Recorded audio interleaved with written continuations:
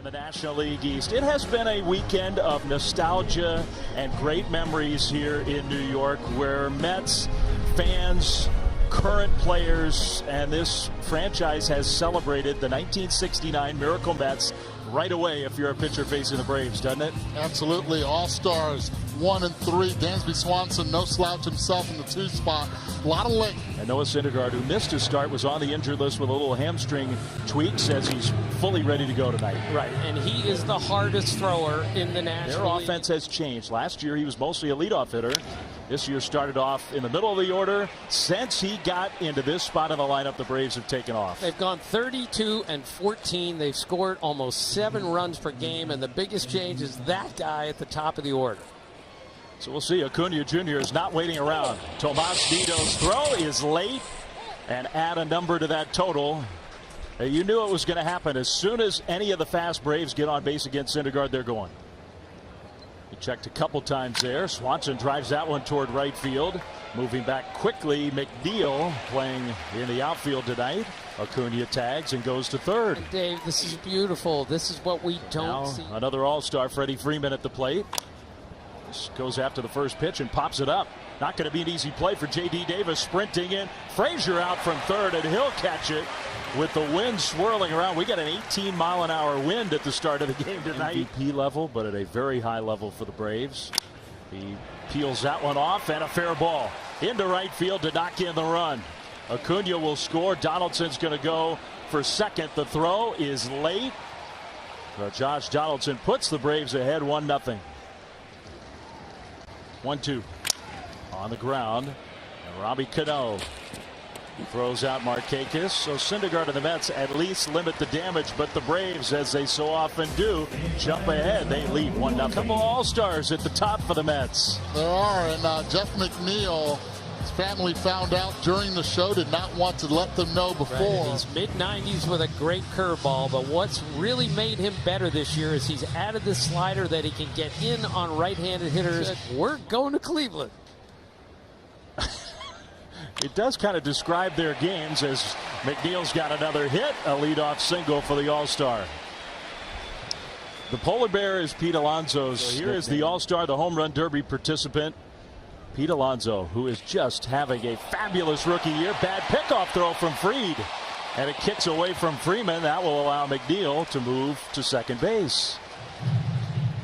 They're not white, but close. Alonso kind of got jammed there. Donaldson makes sure McNeil holds at second and throws out Alonso. Steve Price. 3-2. Davis hits one past Freeman. McNeil coming to third. DiSarcina is going to send him around. The throw will go to second, and the Mets waste no time in tying this game. It's 1-1. 2-2, and a strikeout, swinging with the bat flying. Frazier apologizes. That one went hurtling toward Josh Donaldson. 2 down.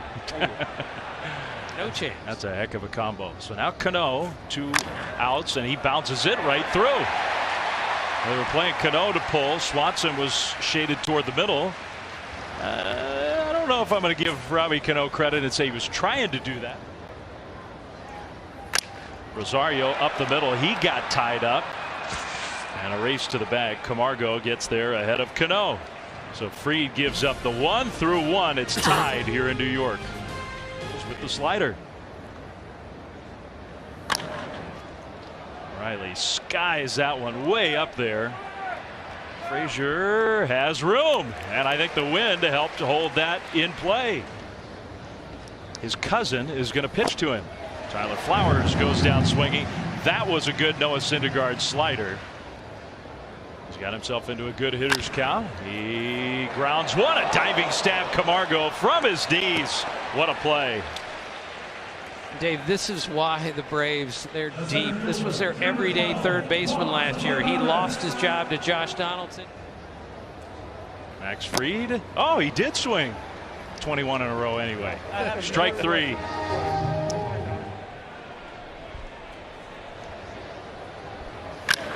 There's that right center field swing you were talking about, and it is gone. Yeah. I think you deserve to watch that one. He did watch it. And he's fearless. Eduardo, this is ridiculous. Well, what makes him so special is the ability to forget what the pitcher is trying to do on the previous pitch. 105.8 miles per hour exit velocity, the distance 437 feet opposite field. No doubt deafening right there.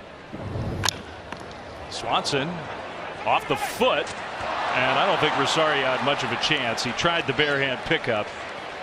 I don't think it was going to matter. Mallory Pugh plays for the women's national soccer team, huh? Yes, she does. So after the game against France, I said to Dansby, what was that phone call like when she called? He's taking a big lead, and there they both go. Donaldson swings away, though, and now everybody's got to get back in a hurry. And they'll fly. Hung up there so long, they called the infield fly rule. Throwing starting pitchers in the game are on this Met staff. Runners go again. That throw goes to second. Even that is too late. It was the correct play. Nito knew he had no chance to get Swanson, but even with a good throw, the double steal. What a great play there by Freddie Freeman, and being able to get a good jump. If he's safer out on replay, but watch him. He's already in a starter's position. Watch the movement of the bag upon impact. Right. And the there. tag. The tag is applied, and then the bag moves. Could be called out. All right, we're going to get the ruling from, I always say from New York. He's safe. So the Mets challenge, and they do not win. So were you who is your guy on the Bullets? Flowers off the end of the bat. He lost it. Who's going to find it? J.D. Davis finally does at Twilight Sky. Not quite as dramatic as Ron Swoboda's catch. Finding out what the Cubs were doing as you were winning. You know, they were watching the scoreboard more than we played the same lineup in Chicago in the hot summer before the lights, and they had one man in the bullpen, and our left-handed platoon out-hit Henry Aaron, Orlando Cepeda, and Rico Carter.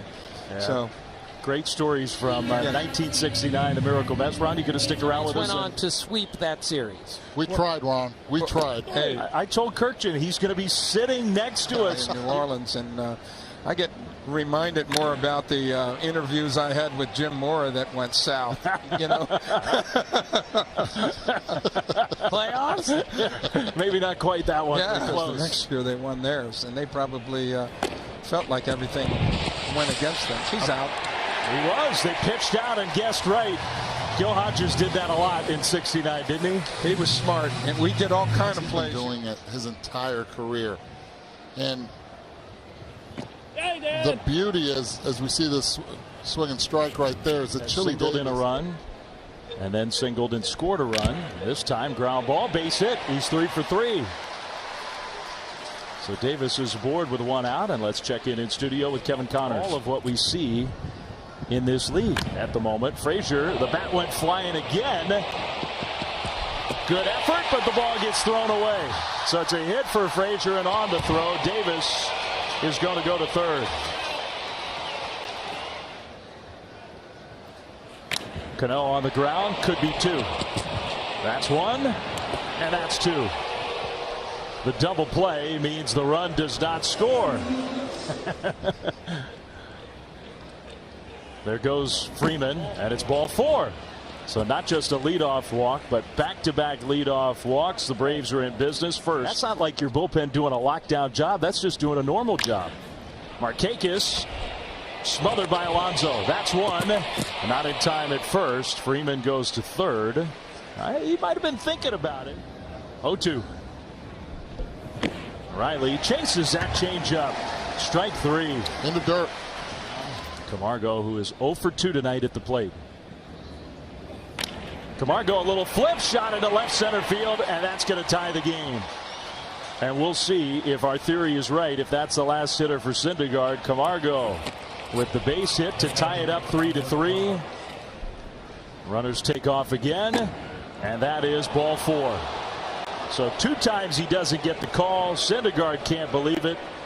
The bases are loaded. Noah Syndergaard in his Major League career had never walked 3 in any inning until right now. So now the bullpen takes over. Syndergaard could not get through the top of this 6th inning. Chris Flexen, who's pitched in 7 games. 3-2. Chop towards second. Cano, kind of a tricky hop, throws out Matt Joyce, and for now, a bullpen reprieve for the Mets. That was a very big out. More than a tricky hop there, and he played that. I was looking at it, I'm going, oh my gosh, he's almost done with that, and I'm not even close to it. Are you kidding me? And now I'm talking with my mouth open. Yeah, I mean, okay, I'm not an expert on competitive eating, but Joey, correct me if I'm wrong. Good line, Kirkjian. I would rather not know, personally. That was a nice inning from Chad Sabatka. Welcome back to the big leagues. He just ate the Mets alive. 6th inning, because it's the top of the order, and the great Ronald Acuna Jr., who hits the first pitch into left field, base hit. That's his 3rd hit of the night. Leadoff runner in a tie game in the 7th inning. The right way, and Eddie, some of the things that Tim Corbin taught his players were just like how to hit. That's another hit for Swanson. Acuna tearing around second, heading for third. The throw to second is not in time. A head first slide. The helmet flies off on both ends. Runs batted in. He drives that one down the left field line toward the corner. J.D. Davis on the move. Turns around. It's off the wall. Swanson read it beautifully. Acuna and Swanson both will score, and the throw kicks away. It's a new record for Freddie Freeman. And Mets fans have had it with this bullpen. 5-3 Atlanta. All right, so the Mets will try Wilmer Font out of the bullpen now after another lead is gone. 5-3 Braves. Still a long way to go in this. This is not a good defensive team. The pitchers are not getting a lot of help. Markakis chases a rare wild swing and a miss. Alonso can play a little defense too. moves pretty well for a polar bear. What did he say? Sneaky fast? Yeah, especially for a polar bear. Isn't that Clemente style bat cool? That is the U1 Clemente bat, and he uses it. He uses that bat right there, so he doesn't roll over with his top hand, which is very dominant hitting one. Alonso off the end of the bat. Markakis has a long way to go. Can he get there? And Camargo from second makes the catch, and somehow they avoid a collision. He's not going to cut it out, though. That's what he does. Davis chases that hard slider. Strike three.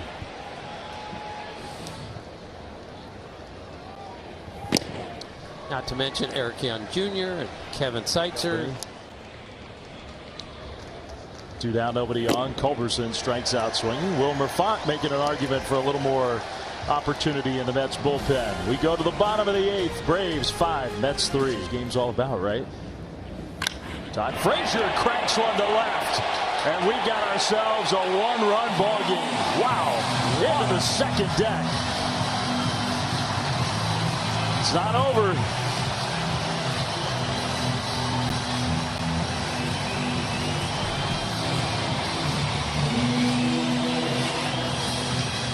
A rude greeting for the new pitcher, Sean Newcomb. And an 0-2 pitch up in the zone. And so it's back to a one-run lead. And Cano gets drilled.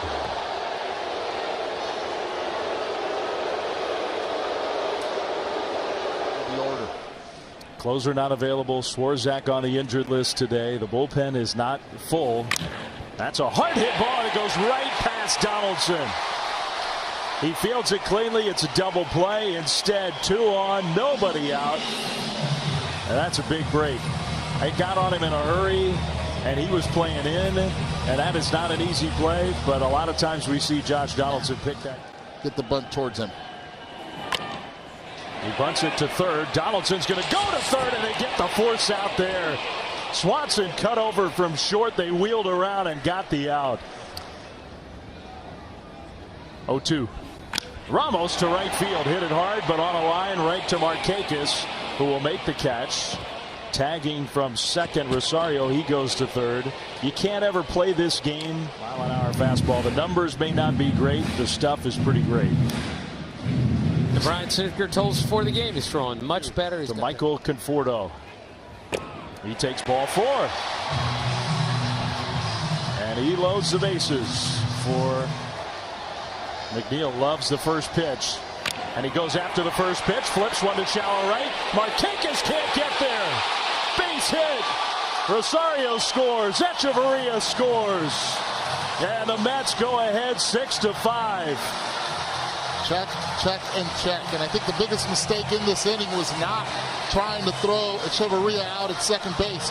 You give an opportunity to Conforto. Hits that one fair. Down the third base line, headed for the corner. One run is in. Here comes McNeil. Finally the ball out of the corner. The relay home. Not in time.